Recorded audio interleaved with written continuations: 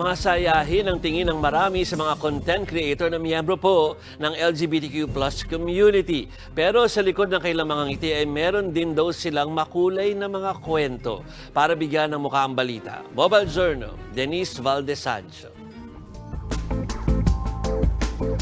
In line with the celebration of Pride Month, alamin natin ang iba't ibang kwento ng mga LGBTQIA+ creator dito sa The Pride Monologues. Kilala natin ang creators na masaya sa pagbalandra ng happy content, but deep down, they have a story to tell. Ito ang theme ng TikTok Pride event na The Pride Monologues sa Taguig. First time ang event at invited ang mga bigating content creators at influencers.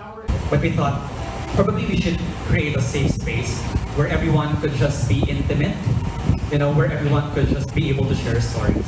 Bata pa lang ako, wala pang background music doon.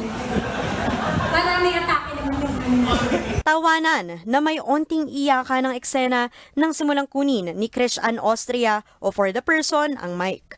Kwento nito, lumaki siyang takot sa lalaki. Bata pa lang po ako, I already experienced yung pamumolestya. Yeah. While facing her battles, Krish Ann's mother died during the pandemic. Ngayon, 6 years na silang happy ng kanyang girlfriend. Tulad ni Krish Ann, si Daniel Nico Lodet o mentor, struggled din daw to accept himself. Big hello naman kay Rian Portuguez ang propesyon bilang psychologist para makilala ang sarili.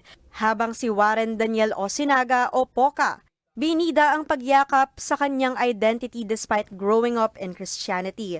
Isa naman sa pinakaaabangan ang pagbabahagi ng Creamline Cool Smashers opposite hitter na si Tots Carlos. Bata pa lang daw ay alam niyang kakaiba siya sa mga kalarong babae. Pero sa tulong ng volleyball ay nakilala niya ang sarili. Thankful din siya dahil she immediately felt safe with her UP teammates, coaches, and friends. Honestly, I'm actually grateful for the volleyball community kasi sobrang naging kind nga sa akin yung sport, yung volleyball community. Pwede ako na volleyball is very accepting and very understanding and very passionate sa mga players na talagang tinitignan lang. They don't really mind the gender. Actually, they just really see na meron iba't ibang talent yung mga tao. Kahit anong gender pa yan. Muli, happy Pride Month and may we always continue to let love win. Mobile Journal, Denise Valdez Sancho po, hatid ang mukha ng balita.